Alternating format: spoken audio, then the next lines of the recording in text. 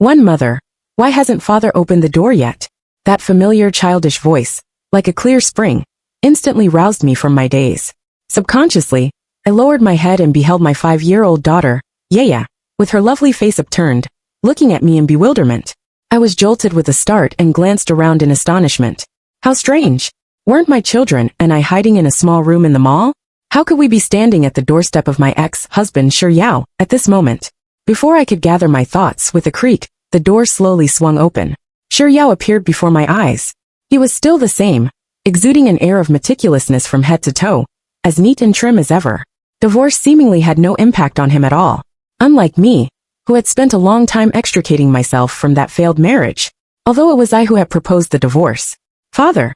Yaya exclaimed excitedly, and like a cheerful little bird, flung herself into Shi Yao's arms. Shi Yao scooped her up in one motion and kissed her rosy cheek gently, murmuring, "Do you miss father?" "Yes," Yaya nodded vigorously, her little head bobbing like a rattle. At this moment, a tiny figure darted out of the living room like a bolt of lightning, and leaped into my arms. It was my son Junjun. "Mother, sister, I've been waiting for you. Why did it take you so long to come?" Sensing Junjun's soft and tender little body, my heart gave a sudden lurch. In an instant I realized, I had been reborn on the very day of the apocalypse. "Come in," Shi Yao said calmly, stepping aside to let us enter. In my previous life, I had declined his invitation and just stood at the door, waiting for him to bring out Junjun's clothes, water bottle and such. Then, I had taken the children straight to the mall.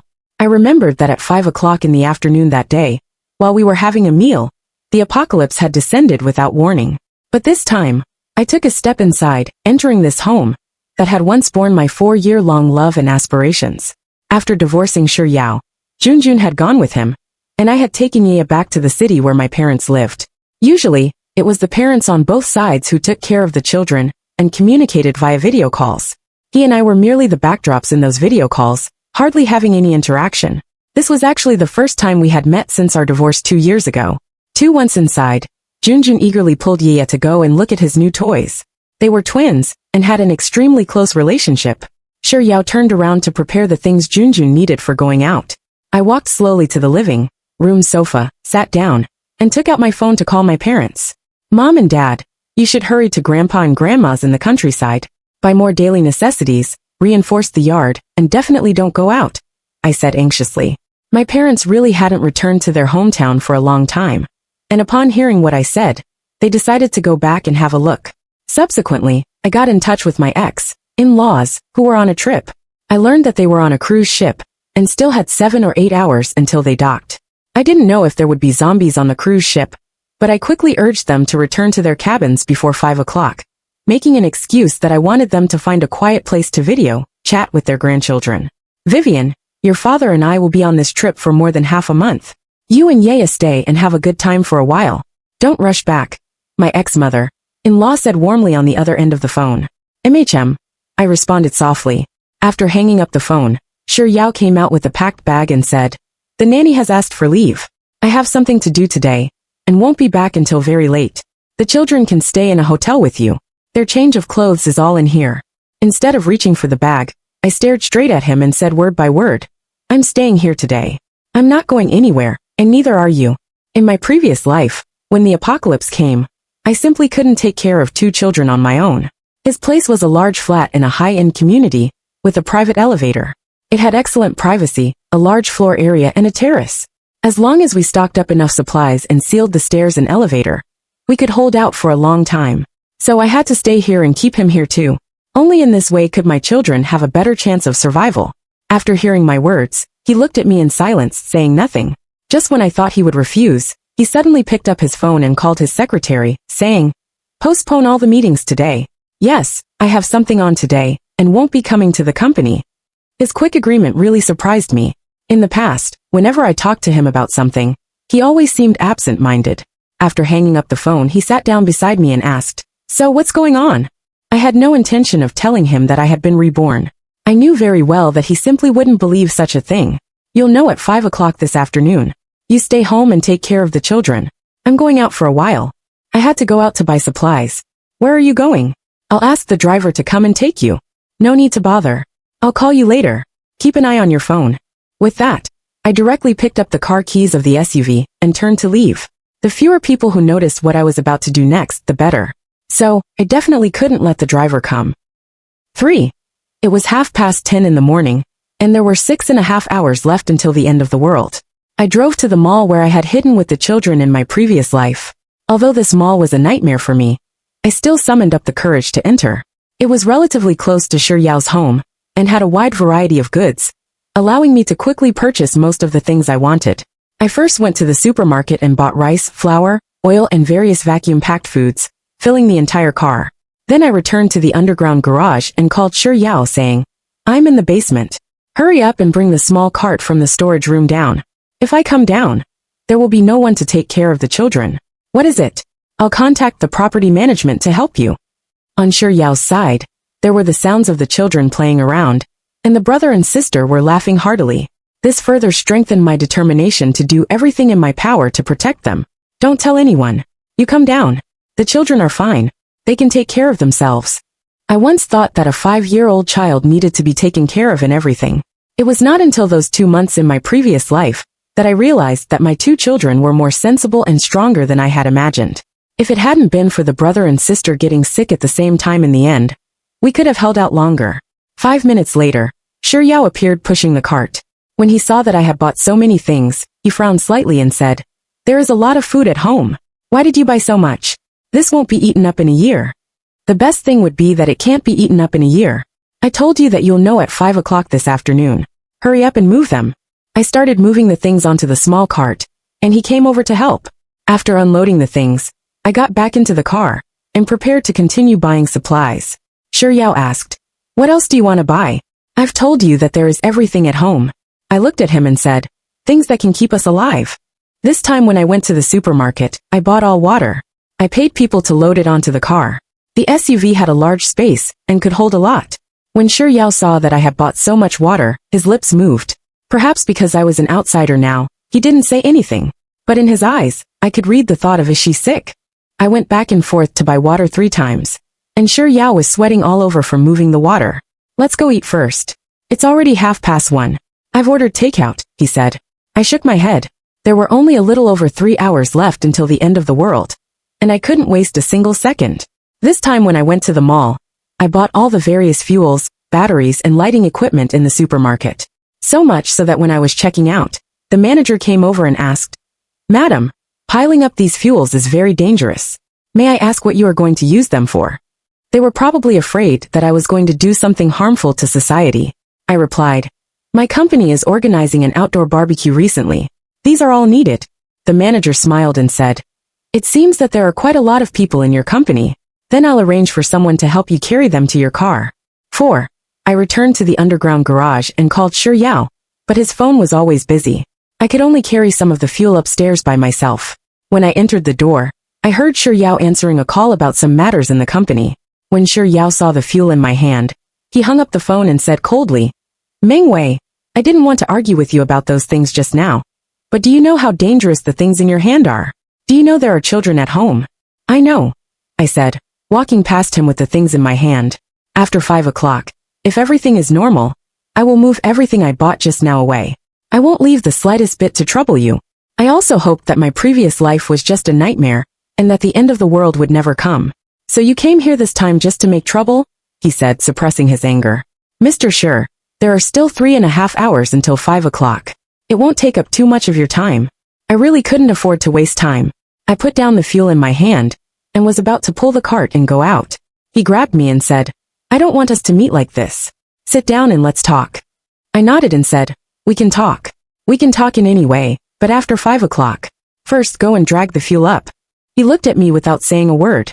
I knew he was suppressing his emotions. At this time the elevator arrived, and I walked straight in. After a moment of hesitation, he finally followed in. It was hard to imagine that before the divorce, I always listened to him. Now that we are divorced, he is willing to follow me, and even follow me in something that seems rather unreasonable. We stood quietly in the elevator, able to hear each other's breathing, until another call came in. He glanced at it, and then hung up the phone, but I still saw the caller ID. It was Qiaoshan calling. Qiaoshan, Shi Yao's white moonlight. And I, who resembled Qiaoshan about 7 or 8 points. In the past 4 years, I had always been Qiaoshan's substitute in Shi Yao's heart. This melodramatic plot I thought it would only appear in novels, but life told me that it was more melodramatic and more hurtful than novels. So after I learned the truth, I directly proposed divorce. Shi Yao signed the divorce papers calmly, without the slightest bit of apology. But now I don't want to care anymore. Many people will die in this terrifying virus pandemic. I have to be fully alert to fight against all of this. At 2 o'clock, I went directly to the clothing area of the mall after arriving. It was already autumn, and the temperature would drop soon. The children grew fast, and it was time to prepare winter clothes. This mall always sold off-season clothes. I quickly bought down jackets, cotton pants, cotton shoes, etc. I also directly took all the underwear for adults and children, and went to check out. When I returned to Shi Yao's home, I saw Qiao Shan.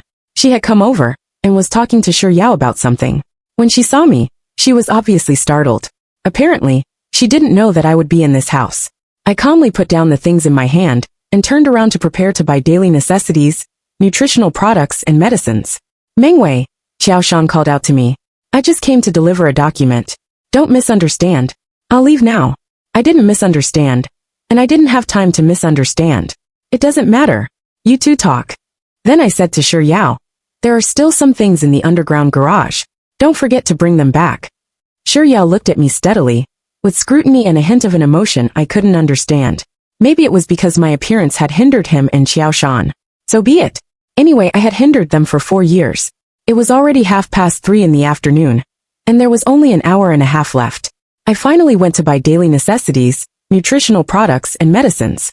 Toothpaste, toothbrushes, masks, disinfectant, toilet paper, sanitary napkins, garbage bags. I filled several large bags. After buying daily necessities in the supermarket, I rushed straight to the pharmacy. In my previous life, Junjun and Yeya had high fevers at the same time until they had convulsions. Their small bodies were extremely hot in my arms. Without water, food, or medicine, I could only watch helplessly as their lives slipped away bit by bit. Why are you crying? Are you feeling unwell somewhere? Do you want to sit down for a while? The clerk asked. I touched my face, and only then realized that the pain brought by the memories had left my face covered in tears. Thank you. I'm fine. I want medicine for children's colds and fevers. In addition to basic medicines such as cold medicine and anti-inflammatory medicine, I also bought various vitamins and medicines for treating bruises and sprains. I bought medicines corresponding to all possible diseases. When I finally drove to the underground garage, Shi Yao was already waiting there, which surprised me a bit. Neither of us said a word. We just moved the things onto the small cart, and then went back together. Qiao Shan had already left. Junjun and Yeya, who were tired from playing, were sleeping. I looked at the time. It was 4:55, and there were only the last 5 minutes left. I walked to the window. Several children were playing in the community, full of laughter and joy. Their relatives were sitting nearby chatting, and occasionally telling the children not to run too far. I didn't know Qiao Shan would come, Shi Yao said, walking up to me. I didn't respond to him. I just jinged looked at the world outside. Dark clouds had, at some point, gathered layer upon layer, covering the sun's rays. The sky gradually sank into darkness, oppressive and suffocating. You said before that we could talk in any way after 5 o'clock. Now it's already 5 o'clock, you. His words suddenly stopped, and he looked down at a man who was staggering around downstairs with a solemn expression. It was a man in a white short sleeve. He stood stiffly in place for a while, and then rushed towards those children like a madman. The adults screamed and tried to stop him, but he hugged the person who was blocking him and bit hard. Shi Yao immediately took out his phone to call the police. Before he could finish calling, screams came one after another outside. Zombies kept pouring in from outside the community. Those who were bitten also began to transform into zombies, looking for all living things around them to bite. I slowly closed my eyes. This moment had finally arrived. 5. The screams outside continued. The people who were still alive desperately ran towards the surrounding buildings. Other residents at home stood at the windows in horror, some crying, some on the phone. But probably that call would never be answered again. Just like when I called Shi Yao in my previous life. At that time, the first person I thought of was him. I dialed his number over and over again, but no one ever answered. Maybe he was taking care of someone else. Maybe his phone wasn't with him. Or maybe he died at the very beginning of the end of the world. Don't stand here, Shi Yao said, pulling me to a position away from the window, and then pressing the electric switch to close all the curtains in the house. His hand held my wrist tightly. I could feel his body trembling, but his expression was still relatively calm. Do you know that all of this would happen? Is that why you bought so many things? He realized. I nodded and told him about my rebirth. I told him that this disaster would last, that rescue would be difficult, and we could only rely on ourselves. And that in that narrow room in the mall, I and the children had struggled to hold on for 2 months, but ultimately didn't make it. So I'm not deliberately staying here and not leaving. I just can't find a more suitable place. You are the children's father, and you also have the responsibility to protect them. I didn't want him to misunderstand. If we could survive this disaster, we would go back to our own lives. So it was better to make things clear. Did you call me at that time? He asked me. I remained silent and didn't answer. He looked at me and self-deprecatingly said, "You dislike me so much." I was stunned. He rarely showed his emotions so straightforwardly. "Call our parents and confirm their situation," he said, then picked up his phone and dialed his parents' number. The other side was calm. Because they were at sea, his parents didn't know what had happened yet. This was also a kind of luck. My parents had already gone to the countryside. Perhaps because the countryside was sparsely populated, there were no zombies there yet. "What you described seems to be rabies. It's okay. This can be controlled quickly. Don't worry," my father said, not yet realizing the seriousness of the matter. But he would soon know. The news was already broadcasting. I repeatedly told them not to go out, and to stay at home. Sure Yao called his company, but no one answered for a long time. The result could be predicted. The news on TV was broadcasting the infection situation everywhere. The government reminded everyone to take shelter nearby and wait for rescue. But I knew that rescue would be extremely difficult. During those 2 months in the mall, I had once heard gunshots. But the final result was that those who had risked their lives to save us also turned into zombies. But all of these were not the scariest things. The scariest thing was that later, when people were in despair, they would do some extreme things. Some people chose to end their own lives, while others chose to vent by hurting others. At that time, the evil side of human nature would be magnified infinitely. I had seen it with my own eyes. It was a lingering nightmare. 6. As night fell, fear spread continuously in the city. There were fires in many places. In the flickering firelight were fleeing people and chasing zombies. Junjun and Yeya woke up. When they saw the situation outside, they didn't understand what had happened. They just thought there was a fire, and urged us to call the firemen quickly to put out the fire. In their previous life, they were so frightened by the bloody scene that they didn't even dare to cry. In this life, they were far away from that cruel side, and moreover, they had their parents by their side. During dinner, neither Shi Yao nor I had much of an appetite, while the twins ate with gusto. Looking at the happy appearance of the 2 children, my heart finally felt a little better. After dinner, I gave the twins a careful bath. Soon, the water and electricity would be cut off, and it would be difficult to take a good bath in the future. After the bath, I accompanied them to read picture books and coaxed them to sleep. Because I was too tired, I also fell asleep drowsily. I had a dream. I returned to that narrow and dark room again. I heard the sounds of fighting, begging, and footsteps. The footsteps were approaching me, and there was also the harsh sound of an iron rod being dragged on the ground. The sound stopped at the door, and the doorknob was turned. I tightly held the knife in my hand. The door was opened, and a hazy figure emerged at the doorway. I exerted all my strength to stab at his heart. In the next second, my hand was firmly grasped, and I clearly saw the man's face.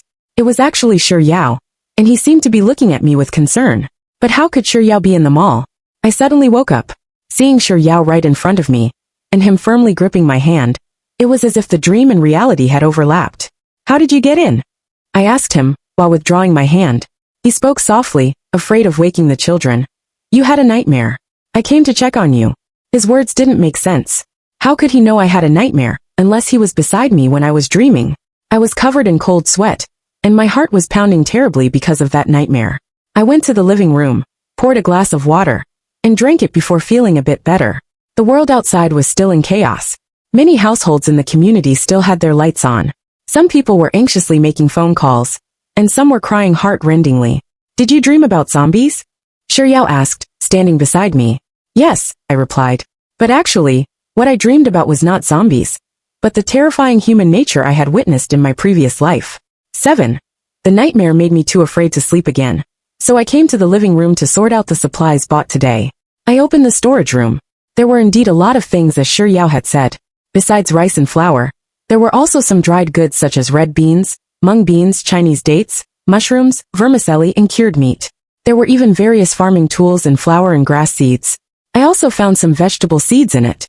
The date was 2 or 3 years ago. I didn't know if they could still grow into vegetables. Just as I was tidying up, I heard footsteps at the door on the other side. The storage room of this house type was connected to the evacuation staircase. Someone was coming up, and they were right outside the door. I held my breath and slowly moved closer. Through the peephole, I saw a slender young woman standing outside. She also sensed my presence, suddenly turned around, and rushed towards the door, hitting it. Her pair of gray, white eyes were facing the peephole. She had already been infected and turned into a zombie. I subconsciously took a step back and bumped into Shiryao's arms.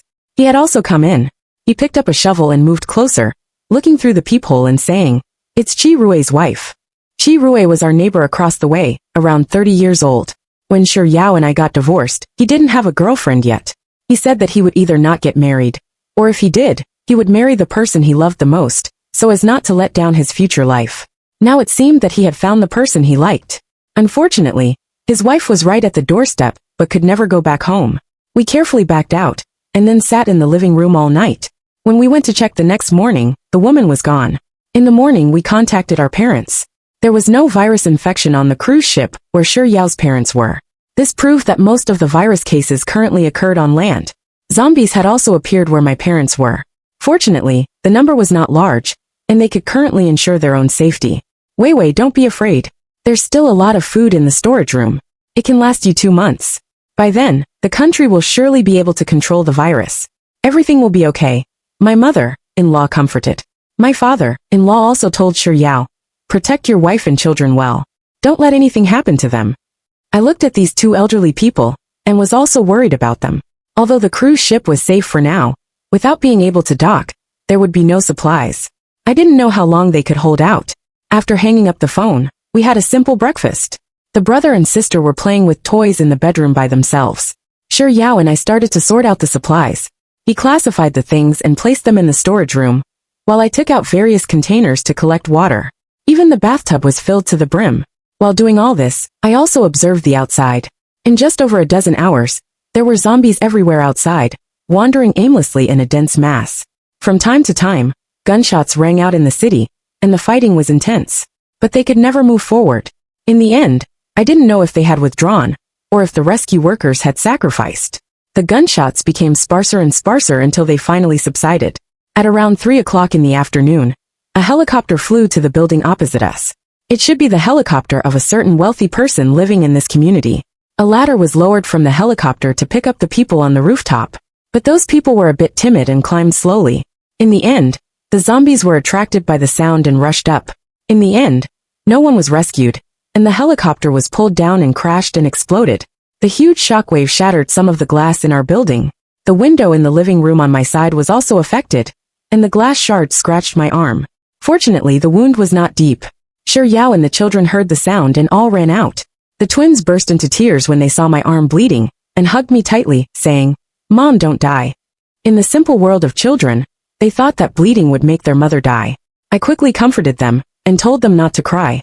Now that the glass was broken, and the sound insulation was poor, it was very easy to attract the attention of both the living and the zombies.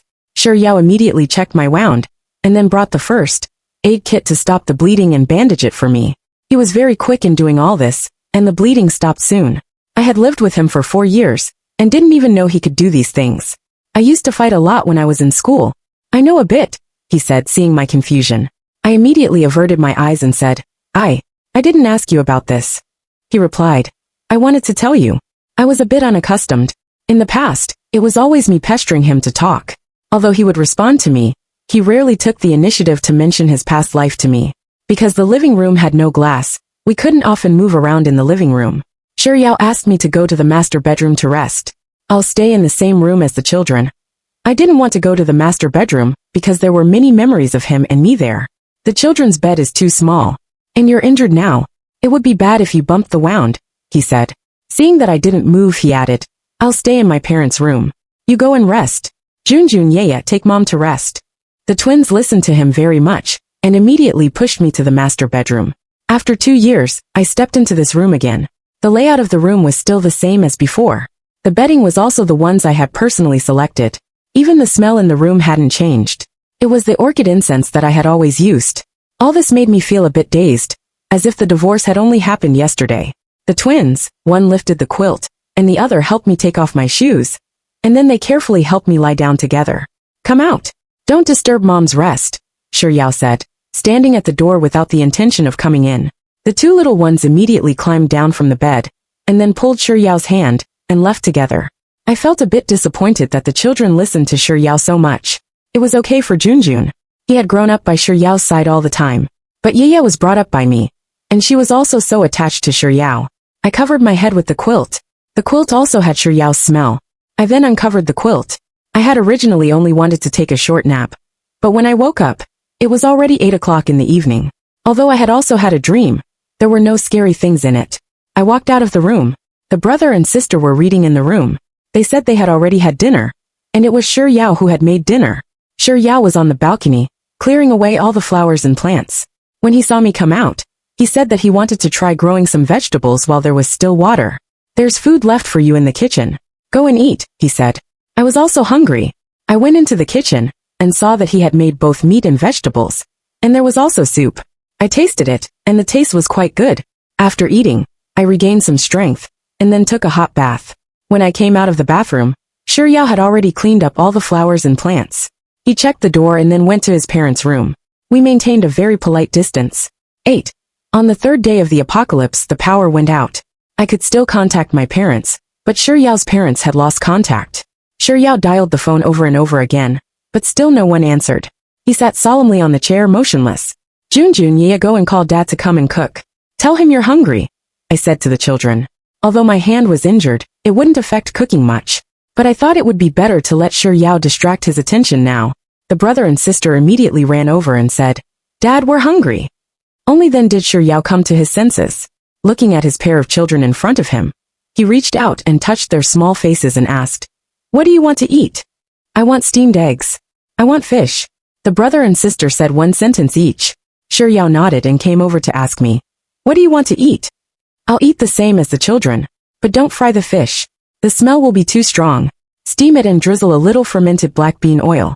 Now that several pieces of glass in the living room were broken, food with a strong smell could easily expose us. Now the gas and water hadn't stopped, but it was estimated that they wouldn't last long either. The fresh meat in the refrigerator also had to be eaten up as soon as possible, otherwise it would spoil. While Yao was cooking, I was looking at the news on my phone. Every country in the world was suffering from this disaster. This virus seemed to be a premeditated plan, spreading and devouring simultaneously on the earth. The government was constantly reminding residents to take shelter nearby and wait for rescue, and not to confront the zombies head on because the contagion was too strong.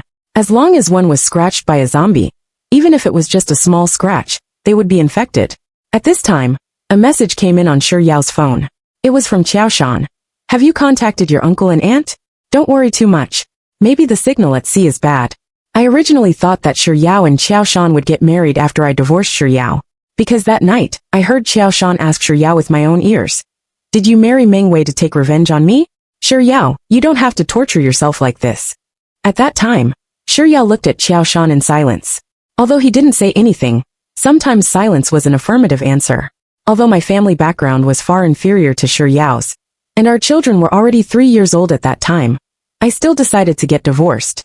My friends all advised me to endure it, as long as he took care of the family and gave money. A husband like this who gave 50,000 yuan of living expenses per month, and didn't like to go home, was what many people dreamed of. But I couldn't do it. I could endure a life without love. I could turn a blind eye for the sake of the children. But I couldn't live with a man as someone else's shadow, especially since I had once loved this man wholeheartedly. I continued to look at my phone. While there was still signal on the phone, I searched how to bond the glass. Besides the glass that had broken yesterday, there were 2 more pieces of glass in the living room that were cracked. Although they hadn't fallen off yet, I didn't know how long they could hold on. In 2 or 3 months, it would be winter. I had to find a way. After a while, Qiaoshan's message came again. "Why do you always take so long to reply to me? Are you really planning to remarry her?" The last sentence stunned me. What did really planning mean? Did Yao mention this idea to her before? I could see a sense of crisis in her words. But she was overthinking. Whether we could survive until the world returned to normal order was uncertain. Moreover, she was the real deal. After Yao finished cooking, we ate in the kitchen. He carefully picked out the fish bones and distributed them to the children. When the children didn't want to eat vegetables, he would sternly tell them that they couldn't be picky eaters. "Mom!" The twins ran over to me for help and grabbed me. Yao carried them back and said, "Calling Mom won't help. You must eat vegetables today." He was indeed very responsible towards the children. After dinner, Shi Yao saw the message on his phone and replied to Qiaoshan. I just didn't know what he replied. 9. On the 4th day of the apocalypse, the water flow became smaller, and the phone signal became intermittent. We couldn't contact either of our parents, and we were all worried. But no matter how worried we were, we had to cheer up. We still had children. For the sake of the children, we had to pull ourselves together. While there was still water, we started to grow vegetables. But we didn't plant them during the day. Instead, we planted them at night by the moonlight so as not to be discovered. Shi Yao had never planted vegetables before. I had some experience. My parents loved growing vegetables, so I told him what to do. An hour later, except for some plants that were left to deceive others, all the other flower pots were planted with vegetables. After that, it was a matter of luck to see if these seeds that had been stored for several years would still germinate. Dad, I want to wear a flower, Yaya said in a low voice, pointing to the cleared-away flowers and plants. Shi Yao cut a small rose and pinned it in Yaya's hair. Junjun gave a thumbs up beside him and said, My sister is the second most beautiful in the world. Yaya was not happy when she heard this and said, Then who is the most beautiful? Li Xia in our class is the most beautiful. She is more beautiful than a princess and more beautiful than a flower, Junjun said cheerfully. Yaya lowered her head and sulked. Brother is a big meanie. I won't play with you anymore. I asked Junjun, Who did you learn this sweet talk from? Junjun looked at me in confusion. Apparently, he still didn't understand what sweet talk meant. Shi Yao was cutting the flower branches beside him and said, Isn't it inherited from you? I wanted to refute but was left speechless. I knew what he meant. He was making fun of the words I had said to please him when I was chasing him back then. Indeed, I had fallen for him at first sight. After I confessed, he didn't reject me. Since I liked him, every word I said to him was naturally full of sweetness. But in his eyes, I was like a funny clown. I returned to the bedroom and sat in silence, telling myself not to think about those past things anymore, and to regard Shi Yao as just a person who did the laundry and cooking. After a while, Junjun came over with a vase full of flowers and said, Mom, this is for you. Looking at the well-arranged flowers, I guessed that Shi Yao had asked the child to bring them. But what did he mean? Was he apologizing? At night, when I went out to get water, I saw Shi Yao looking at the photos of his parents. Junjun and Yaya had fallen asleep beside him. Hearing my footsteps, he looked up. There was unease and worry in his eyes as he asked, My parents, will they die? Even though he was now in his 30s, and had the ability to stand on his own, he was still a child in front of his parents. Although I was reborn, I didn't know the fate of his parents, nor even his own. They are at sea. They should be safe. I could only tell him this. He nodded, looking at the children beside him, and remaining silent for a long time. 10. On the 5th day of the apocalypse, the water stopped, and the phone signal completely cut off. I lost contact with my parents. The community was also eerily quiet. The last news I saw before the internet went down was that half of the world's population had been infected. The situation was not optimistic. Rescue teams had tried to eliminate the zombies time and time again. I saw armed helicopters, armored vehicles, and various artillery in the city. Although the power of thermal weapons was powerful, because there were still many living citizens, the rescue teams had to be cautious and were restricted. In the end, they either retreated or were infected by the zombies. On the 6th day of the apocalypse, the temperature suddenly rose. The stench of corpses filled the air. The children kept vomiting. Even wearing masks didn't help much. Shi Yao and I sprayed disinfectant over and over again to prevent the occurrence of plagues and diseases.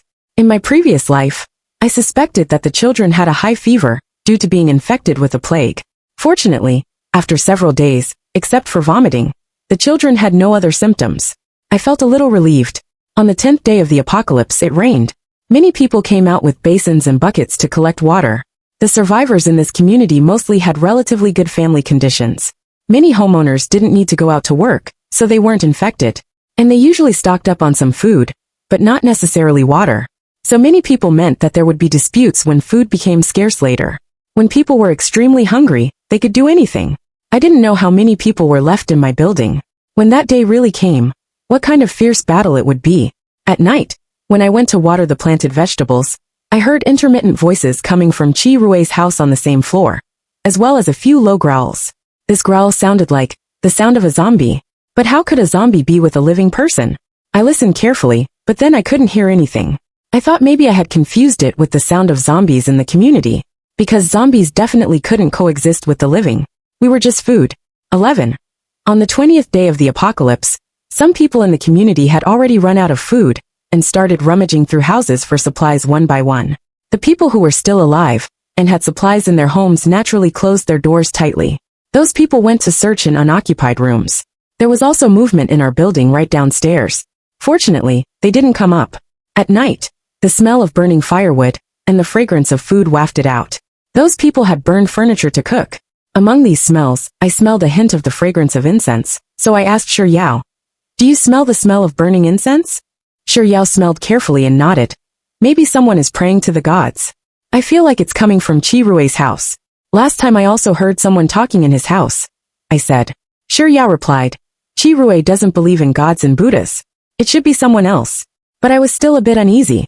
Although Qi Rui had always given me a good impression, for some reason, I felt very uneasy in my heart. "If you're not at ease, I'll go to his house and take a look tonight." Shi Yao saw my worry. "Don't go," I stopped him nervously. "What if you encounter a zombie? It's better for us to stay here quietly. Even if something happens, we'll cross the bridge when we come to it." "Okay," he replied. I saw the corners of his mouth rise slightly. Compared to his previous low spirits, he seemed to be in a better mood at the moment. It was rather strange. When we went to water the vegetables at night, we were surprised to find that several pots had actually sprouted. Originally, I had almost given up hope. This was really a case of every cloud has a silver lining. "Mom, how long will it take for them to grow up?" the brother and sister asked me in a low voice. I replied, "About 10 odd days. Then we'll have green vegetables to eat." The little ones who didn't like to eat green vegetables were a bit dejected. When I left, I heard them say to the little vegetable sprouts, green vegetables don't grow too fast. You'll be eaten." They had grown up carefree and didn't know the hardships of life yet. How I wish they could always be so carefree. On the 30th day of the apocalypse, the weather started to cool down. The continuous autumn rain made the world misty. The stench of decay also dissipated a lot, and the air became a bit fresher. I put autumn clothes on the children. Shi Yao and I had already sealed the broken glass with curtains and cardboard. But this wasn't a long-term solution. In winter, this city was extremely dry and cold. Cardboard couldn't withstand the severe cold at all. Shi Yao started to dismantle the solid wood furniture at home, preparing to use it for the winter. Junjun and Yeya were busy helping beside him. During this month, I found that Yeya was obviously much happier. In the 2 years I had brought her up, she had always been very well behaved. I thought she was precocious, but now it seemed that she also liked to laugh and play, and liked to be with her father and brother. Shi Yao accidentally injured his hand. The brother and sister, one blew on the wound, and the other ran to get the first aid kit, extremely worried. Mom quickly bandaged Dad's wound. "Dad helped you last time," Junjun said anxiously, pulling me over. I looked at Shi Yao's wound. The wound wasn't serious, but there were a lot of splinters. They had to be picked out first. I found a needle, disinfected it with alcohol, and started to pick at Shi Yao's hand. This was the first time I had taken the initiative to touch his hand since I decided to divorce. His fingers were still as slender and beautiful as before. I was a hand lover. I used to like holding his hand and shaking it. At that time, I thought I was the happiest person in the world. Ouch! Shi Yao sucked in a breath of cold air in pain. I realized that the splinter hadn't been picked out, but the needle had pierced in instead. As soon as he showed a look of pain, the little ones blew on the wound and said, "Dad, hold on. Mom, be gentle. Dad is in pain." With the children caring so much about him, Shi Yao looked at me proudly and said, "Can you come a little closer? Can you see the splinters from that far away?" I had to move closer. If it weren't for relying on him to do things later, I wouldn't have served him so carefully. 12. On the 50th day of the apocalypse, some people started to rob supplies. During this process, someone was pushed downstairs. The moment that person fell, they were surrounded by zombies. When the zombies dispersed, there was nothing left. Everything happened so suddenly. Junjun and Yeya saw it. They were so frightened that they cried. Shi Yao and I could only tightly cover their mouths. That night, the children were so frightened that they had a high fever. Shi Yao and I took care of them without leaving their side. It wasn't until the afternoon of the next day that the children's fever started to subside. "You go and sleep. I'll watch here." Shi Yao's eyes were also bloodshot from exhaustion. I shook my head. In my previous life, the children were on the verge of death because of a high fever. How could I possibly sleep? He said again, "Then sleep here. I'll call you if there's anything. We can't both exhaust our energy." I knew he was very reasonable, so I lay down next to the children. After I slept for 3 hours, it was his turn to rest. He fell asleep as soon as his head touched the pillow. He was really extremely tired. At this time, The children's body temperature returned to normal. They wanted to eat. I told them not to talk and to play on the bed. And then I went to the kitchen to cook. I closed the kitchen door tightly, then steamed eggs, cooked porridge, and cut some luncheon meat. These things wouldn't give off a strong smell. When we ate, we were also very quiet. After yesterday's incident, the children didn't dare to speak loudly anymore, nor did they dare to sleep without us by their side. They were only 5 years old, yet they had already seen the cruelty of this world. The looting lasted for 7 or 8 days. Our floor was also searched. The people who came to look for supplies even smashed the door of our storage room. Sure, Yao and I were on full alert, but for some reason they suddenly left. On the 67th day of the apocalypse, it was the day when I and the children were bitten by zombies in my previous life. In the morning, I woke up suddenly from a dream. The children were sleeping beside me, their small arms and legs pressing on me, warm and soft. A ray of sunlight shone through the gap in the curtain, casting a warm color on the floor. The door was pushed open, and Sure Yao appeared at the door. A faint smell of green leaves came from him as he said, "Get up and have breakfast." I cooked vegetable porridge. I stared blankly at him. My soul gradually returned from the terrifying dream to this real world, filled with the smell of human life. At this moment, I suddenly wanted to hug him, to embrace this reality. But reason made me get up calmly, and then dress and wash the children. On the 110th day of the apocalypse, someone in the community drove out. They should have run out of food, and could only go out to save themselves. But in the end, that car didn't drive far, and stopped at a crossroads. It was surrounded by zombies and couldn't move forward anymore. Finally, there was no more movement. We didn't know how many people were still alive in the community, but during the last looting, the victors should have snatched a lot of things. They must still be alive, quietly lying low like us. I had also heard some movements from Chi Rue's side several times. He was still alive. Occasionally, I could also hear the low growl of a zombie. But when I called Sure Yao, the sound disappeared again. Sure Yao said that I was too nervous, so I had hallucinations. 13. On the 150th day of the apocalypse, the cold winter had arrived. Our floor was on the 25th floor. The north wind was howling, and snow was blown in through the broken windows. The house was filled with cold air, and water droplets froze into ice. The children left their favorite cartoon beds, and came to live with me in the master bedroom. The master bedroom was large. After Sure Yao and I tidied up the cloakroom and the bathroom, we moved the kitchen utensils in. In this way, it was equivalent to living in a one-room apartment, and we didn't need to run back and forth between the kitchen and the bedroom anymore. We wore thick winter clothes and lit a fire in an iron pot with the wood removed from the furniture to keep warm, enduring this cold winter. Sure Yao still went back to his parents' room to sleep every night. That room was closer to the living room and was colder. After experiencing life and death, I actually didn't hate him that much anymore. Moreover, in the past 6 months, he hadn't done anything excessive. If he wanted to sleep in the master bedroom, I wouldn't stop him, but he had never mentioned it. At night, when I got up to add firewood, I suddenly heard his voice. I thought someone had broken in, so I immediately picked up a knife, opened the door, and walked over quietly. But no one had broken in. He was crying in his sleep. After thinking about it, I still pushed the door open and woke him up. When he woke up from the dream, he was still calling his parents. He had dreamed of his parents. "I'm fine. You go back to sleep," he said, seeing that I was thinly dressed and putting his clothes on me. His hands were cold, and the room was cold too. I saw that there were no signs of the wood in the pot being lit and asked, "Why didn't you burn the firewood?" He replied, "We have to save it. The winter is still long." I touched the clothes on me and heard myself say, "Come and sleep over here." After I said it, I felt a bit regretful, but the words had already been spoken. In the dark, I couldn't see his expression, but I felt that his body was trembling.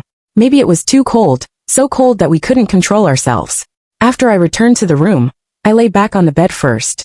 The children's bodies were like stoves, and the quilt was warm. Sure Yao checked the ventilation before coming over. He was always very careful, worried that burning firewood would cause carbon monoxide poisoning. He would check the ventilation problem every night when he left. He lay down on the other side of the bed, with the children between us. Just now I dreamed that my parents came back. They said they came back to see us, and told us to live a good life, he said softly. I had a bad feeling in my heart. Now that half a year had passed, Sure Yao's parents might no longer be alive. As their son, Sure Yao might have sensed it. They are on the cruise ship. They should be fine, I comforted him. This was also my hope in my heart. Yes, they are on the cruise ship. There are no zombies there. They can fish when they're hungry, and collect rainwater when they're thirsty. Their chances of survival are very high. Or they went to a desert island and survived like Robinson. Xiao said little by little. Perhaps he was trying to convince himself in this way. I listened quietly until he slowly fell asleep. I also missed my parents, and didn't know how they were now. 14. I fell ill and had a high fever. To avoid infecting the children, Xiao spread thick bedding in the cloakroom for me to sleep there. Junjun and Yaya were extremely worried, huddling in their quilts like little quails, looking at me eagerly from outside. After taking the medicine, I just slept. My consciousness was hazy. Sometimes I thought Xiao and I hadn't divorced yet. And sometimes I thought I was in that mall in my previous life with the children. Happiness and pain intertwined, making me unable to distinguish between reality and illusion.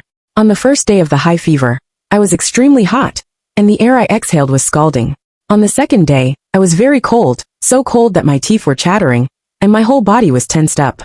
Xiao lay in, and held me in his arms. I subconsciously tried to push him away, but he firmly grasped my hand and said, "Sleep well. Don't move around." Oh, so he came to warm the quilt for me. I thought he was really stupid. Couldn't he just use a hot water bag for me? But no, this would transmit the cold to him. What would happen to the children if both of us adults got sick? When I reminded him, he said he was wearing a mask, which made me feel a bit more at ease. At the last moment before falling into a deep sleep, I felt his fingertips gently caressing my face, followed by a soft sigh. When I woke up, Xiao was no longer by my side. He was cooking. The snow outside had piled up more than a foot high. The firewood in the pot was burning slowly, and the millet congee was gurgling and bubbling. The two little quails were holding small bowls, waiting for food. "Dad, the congee you cooked looks so delicious," Junjun and Yaya said, almost drooling. Xiao covered the pot lid and said, "Mom is sick. This is for Mom to eat. You two eat noodles." The brother and sister exclaimed in unison. "Can we have a taste? Just one bite." Xiao smiled softly and said, "Okay, bring your bowls here." Hidden under the quilt, I secretly watched all this and seriously pondered for the first time about my past and present with Xiao. For him, I was just the right one, I guess.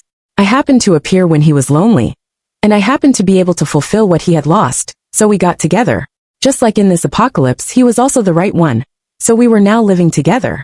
It all started just right. Would the ending be the same? 3 days later, I still hadn't recovered. As the saying goes, illness comes like a landslide and goes like a thread being drawn. I could only lie in bed. The little ones didn't seem to be afraid of the cold. They actually ran to the living room to make a snowman when we weren't paying attention. Xiao dragged them back and scolded them, telling them never to come out again. In such a harsh weather, evil was most likely to be spawned. In the afternoon, I suddenly felt that the room was very quiet. Generally speaking, when children are quiet, they are either sleeping or causing trouble. I put on my clothes and got up. I saw Xiao leaning on a chair asleep. He hadn't rested well during this period. After looking around, I saw Yaya standing at the door of the storage room. "Yaya, didn't I tell you not to come out?" I was so angry that I wanted to spank her bottom, but she pointed to the door on the other side and said, "Mom, Uncle Chi took brother to play." My heart sank suddenly. I pushed the door open forcefully. Sure enough, the door on the other side was open, and there was a small bench placed by the door. It should be the brother and sister who opened the door themselves. But how did Chi Rui contact the children to let them open the door? And why did he take Junjun away? I didn't dare to think. I was trembling all over, and went to wake Xiao. He panicked when he heard it. "You just stay at home. Don't come out," he told us and then walked out with a knife in his hand. But I couldn't wait here calmly. I also picked up a hammer. I was worried about leaving Yaya alone at home, so I took her with me. When we reached the door of Chi Rui's storage room, the door was half open. Xiao had already gone in, but there was no movement. I also walked in and smelled a strange smell. There was the smell of incense, and also the stench of a corpse. When I walked into the living room, I was shocked by the scene in front of me. I saw Xiao standing motionless beside the tattered sofa. In front of him was Chi Rui, who was so emaciated that he was almost unrecognizable, holding the unconscious Junjun. And behind Chi Rui was a female zombie with her hands tied, constantly struggling with the ropes. That female zombie was Yushi, Chi Rui's wife, whom I had seen on the first day of the apocalypse. Now everything could be explained. Why I had heard the low growl of a zombie from Chi Rui's side several times. And why those people who came to rob supplies retreated when they reached our floor. Because Chi Rui had been living with his wife who had turned into a zombie. On the wall was a Buddha image torn from a book. The porcelain bowl in front of the Buddha image was filled with incense ashes. And the table for offering incense was wiped clean. It was the cleanest place in this house. Xiao said Chi Rui didn't believe in gods, But all this showed that he believed extremely devoutly. Without experiencing suffering, one doesn't believe in gods and Buddhas. Chi-Rui, give Junjun back to me. Shi Yao's voice was hoarse and cautious. I didn't even dare to breathe, for fear that the slightest sound would make Chi-Rui go crazy.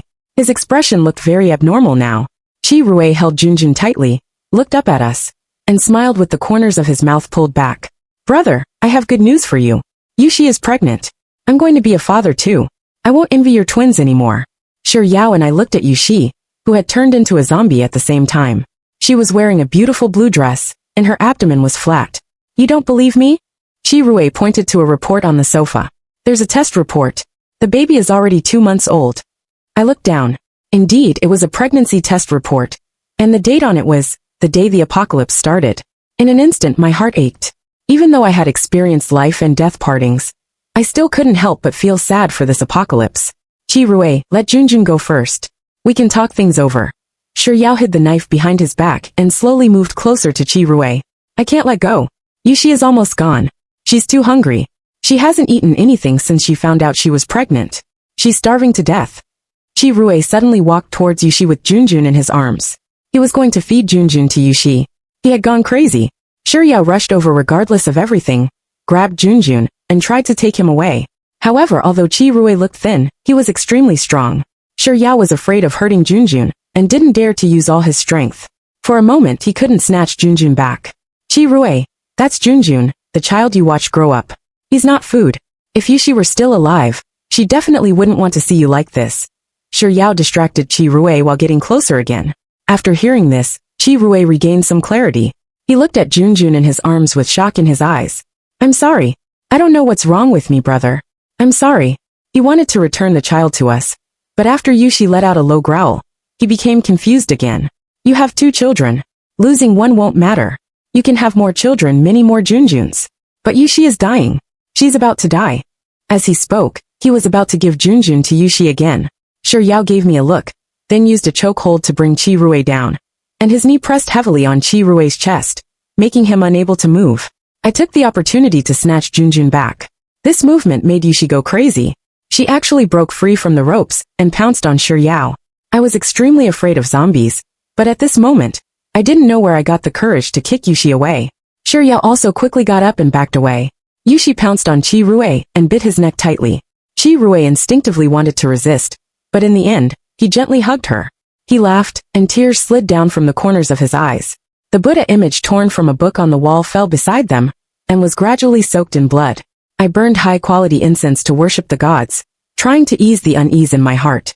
Chi-Rui wanted to hold on to a glimmer of hope, but the gods ultimately didn't fulfill his wish. 15. After Shi Yao and I closed the door of Chi-Rui's house, we quickly ran back with the children in our arms. The commotion just now must have alerted the zombies. We had to hurry back. After I and the children entered the storage room, Shi Yao stopped outside the door. Come in quickly, I urged. Yaya was also anxious. Dad, hurry up, hurry up. Shi Yao looked down at the back of his hand. There was a black wound from a scratch bleeding there. Had he been scratched by Yushi? But how could it be? Clearly they hadn't touched each other. There was a loud buzzing in my ears. God must be playing a joke on me. With a bang, Shi Yao closed the door. He was outside and I and the children were inside. I ran over to open the door, but I couldn't. Logically, I had to protect the children. But emotionally, I didn't want Shi Yao to turn into a zombie. In the past 2 years, I thought I hated him and loathed him. I didn't answer his calls or have video calls with him. I hoped never to see him again in this lifetime. But at this moment when he was about to die, I found that I had never truly let go of him. With intense emotions intertwined, I broke down and cried. Meng Wei, don't cry. Lock the door and move something to block it. Shi Yao's voice came. Stay at home and don't be afraid. I saw a plane a few days ago. The situation should get better soon. I'll stay here. As long as you don't open the door, no one can hurt you. And I have never regarded you. He stopped halfway, then let out a sigh. What? I asked him. He didn't answer. I heard him slide down and sit on the ground against the door. After a long while he said, It's nothing. Lock the door. When the world gets better, take the children back to your parents' place. Forget everything here and live a good life. He was asking me to forget him in the past. I nodded weakly. Junjun and Yaya also started to cry, wanting to open the door to let Shi Yao in. Shi Yao told them not to cry, and to listen to me obediently. Time seemed to be infinitely stretched, yet also extremely compressed. I only wish time could stop at this moment. A few minutes later, there were chaotic footsteps on the lower floors. Zombies were coming up, but Shi Yao stood up again, holding a knife in his hand and quietly staring at the stairway. I realized something was wrong. In my previous life, the people I saw who were bitten by zombies became weak and powerless, and they would transform in at most 5 minutes. But now Shi Yao could still stand up. I looked at my hand. There was also a layer of black on it. Chi Rui's place was very dirty. Could it be? Shi Yao, look at the wound on the back of your hand. Is it black blood or dirt? I said anxiously through the crack of the door. After hearing this, Shi Yao looked up and rubbed it. The black was actually rubbed off, revealing a dark red wound. Only the blood of a living person was red. The first zombie had appeared at the stairway. Without hesitation, I opened the door and dragged Shi Yao in. At the last moment when the zombie pounced, I closed the door heavily. Are you crazy? I'll kill you all. Shi Yao twisted the doorknob and still wanted to go out. I held down his hand. You're not infected. Your wound is a scrape. Shi Yao looked at me in disbelief. The next second, he pushed us outside and then locked himself in the storage room. He wasn't sure if he was really not infected and chose self-isolation. I and the children waited outside the door, feeling that every second was like a year. Finally, 3 hours later, Shi Yao opened the door. He first stretched out the injured hand.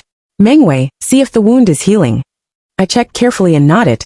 Yes, it's scabbing. Zombies didn't have the ability to heal. It was all a false alarm. He walked out of the storage room. We looked at each other. Clearly, I had so many things to say to him just now, but now I couldn't say anything. He tightly hugged the three of us, mother and children, without saying a word. It was a long time before he let go. We melted snow, heated it and took a bath. After what happened at Chi Rui's place in the afternoon, we were definitely exposed, but I wasn't afraid anymore. If we were destined to face this disaster, then we would face it with all our might. When I was bathing Junjun, I asked him, why did you open the door for Uncle Chi? Junjun replied, Uncle Chi told us on the balcony that Aunt Yu had a baby, but Aunt was not feeling well and wanted to eat.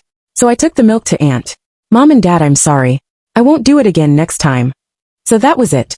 I couldn't blame the child. In his world, good and evil were not clearly defined, and growth was bound to be accompanied by pain. 16.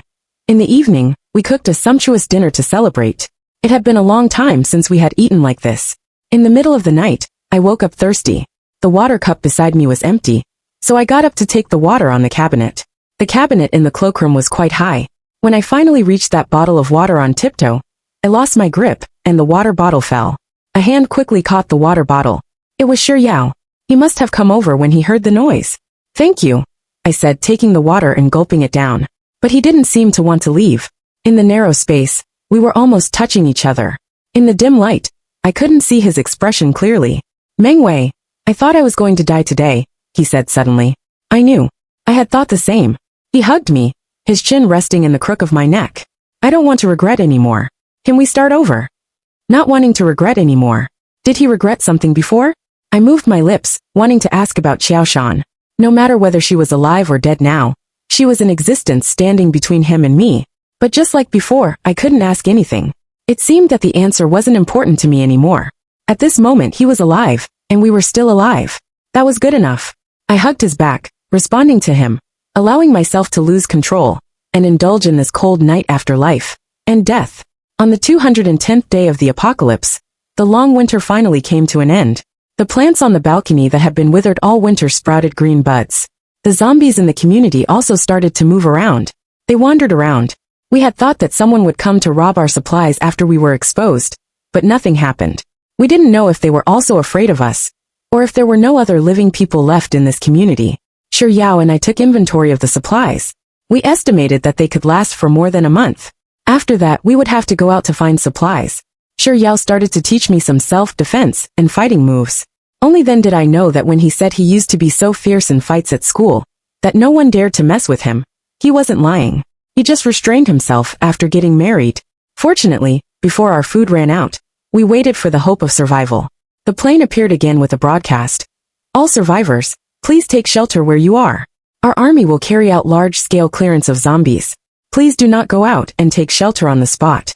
The day after the broadcast, the plane dropped many packages in some open areas of the city. Packages also fell in the square of our community. After the packages landed, the zombies swarmed around them, layer upon layer, densely packed. There must be something in the packages that attracted the zombies. Just as we were wondering how the clearance would be carried out, the packages exploded. The zombies were torn to pieces, and our ears were numbed by the shock. But this was useless. Zombies would only die when their heads were severely damaged. Although this could kill some zombies, those with uninjured heads could still move. Didn't the government know this? Just as I was confused, I found that the fallen zombies didn't get up again. They lay motionless, as if they were really dead. There should be more than just bombs in the packages. There should also be biochemical substances that can kill zombies, Xiao analyzed. Whatever it was, I hoped this disaster would end soon. This large-scale clearance lasted for half a month. During this period, it was obvious that the number of zombies was decreasing. Soon after, the rescue team moved in and started to clear the remaining zombies building by building. This was a huge project. Currently, the number of rescue team members was simply not enough, so volunteers were recruited. Xiao signed up. On the day of registration, we saw other survivors in the community, about 50 or 60 people, all of them emaciated. Everyone was silent. The past days had made everyone cautious. Even though the crisis had been lifted now, the psychological trauma left couldn't be healed in a day or two. 17. On the first day when the volunteers started their tasks, the children and I saw Xiao off. I'll be back tonight. It's just like going to work, and coming back from work as usual. Don't worry, he said, trying to sound relaxed. But clearing zombies wasn't like going to work. How could I not worry? I checked his protective suit. Be careful. Don't go to Chirue's place. Leave it to others. Chirue and Yushi had been locked in the house by us. Now it was Xiao's team's turn to clear them. Although Chirue and Yushi had become zombies, after all, they had been very good friends before. Xiao nodded, hugged the children, and then left. While the men went to clear the zombies, the women were also kept busy. We were organized to do some logistical work, to provide material support for the front line. When Xiao came back at night, he was silent for a long time. I thought he had finally gone to Chirue's place.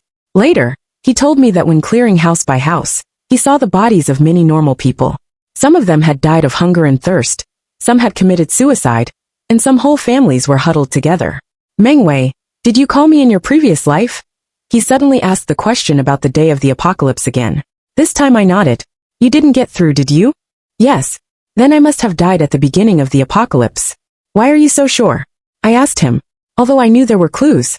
In this life, at the beginning of the apocalypse, he called his company, but no one answered, which indicated that there were no living people in the company. He replied to me, because in the 2 years after the divorce, I was always waiting for your call. I couldn't have not answered. I was stunned for a moment. Since that's the case, why didn't you call me actively in those 2 years? He smiled bitterly, because you said you hated me, and didn't want to see me for the rest of your life. You were so decisive at that time. I didn't have the confidence. In my previous life, I had indeed said such words, and he had taken them seriously. It was just that in my previous life, we had really missed each other forever. That night, Xiao slept very restlessly.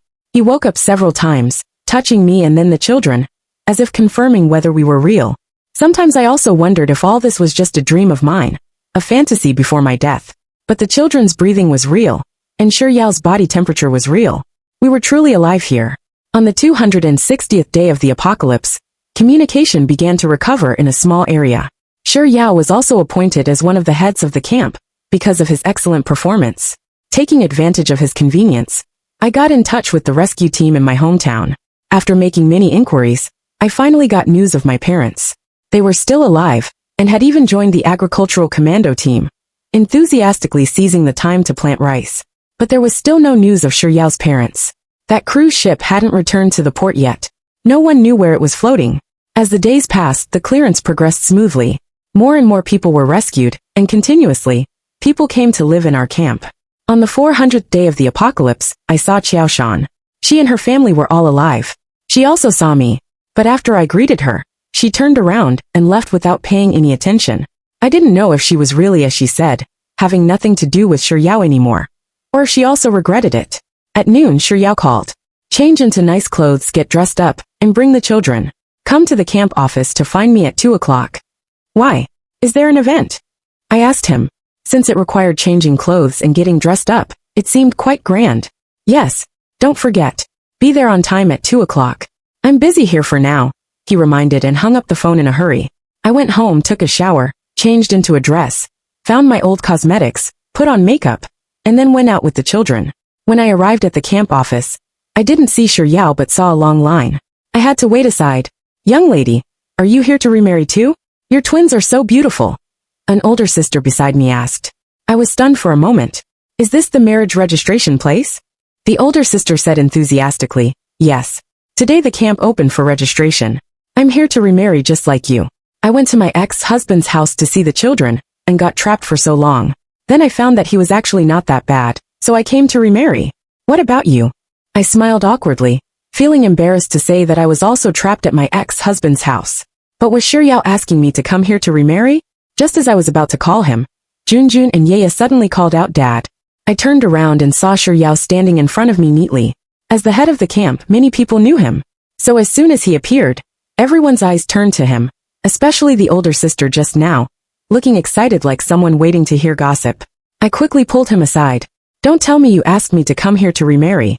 He looked calm, without any guilt for making me caught off guard with this sudden notice. Yes, this matter has to be done sooner or later. I originally wanted to do it when I wasn't busy, but it's better to take the opportunity today. But I'm not prepared at all. Why are you in such a hurry? I saw Qiaoshan today. I'm afraid you'll regret it. He looked at me seriously. I also want you to know that I have never regarded you as anyone else. You have never been anyone. You are just yourself. Whether it was our first marriage or now, the person I want to live with from beginning to end is you. I wanted to tell you this on the day I thought I was scratched by Yushi, but I was afraid it would burden you. I hope it's not too late now. I remembered that day when we were separated by a door. His words stopped halfway, followed by a sigh. He thought he was going to die, so he didn't want to hold me back in my future life. Then can you tell me, what exactly do you like about me? I finally asked this question. He replied, I can't give a specific answer. I only know that waking up every day and seeing you and the children makes me feel that life is worth living. The line for getting the marriage certificate was moving forward. Everyone's face was filled with smiles and sweetness. We had crossed time and space and survived life and death to stand here. Since neither of us could let go of each other, we should follow our hearts and leave no regrets. We quickly got the marriage certificate. When the staff member who issued the certificate handed it to us, he blessed us. Wish you a harmonious union lasting 100 years, and have a precious child soon. At this time, Junjun and Yaya jumped up anxiously. We've already been born. Everyone burst into laughter, and the staff member also laughed heartily. Auntie made a mistake. Then wish your family happiness, health and good fortune. When I walked out of the office, I looked up in the direction of home. The originally broken glass had been replaced with new ones. The flowers and plants on the balcony were growing vigorously. The Langside clothes were fluttering in the wind. Everything was no different from my previous life. Only in this life, the right start had a right ending.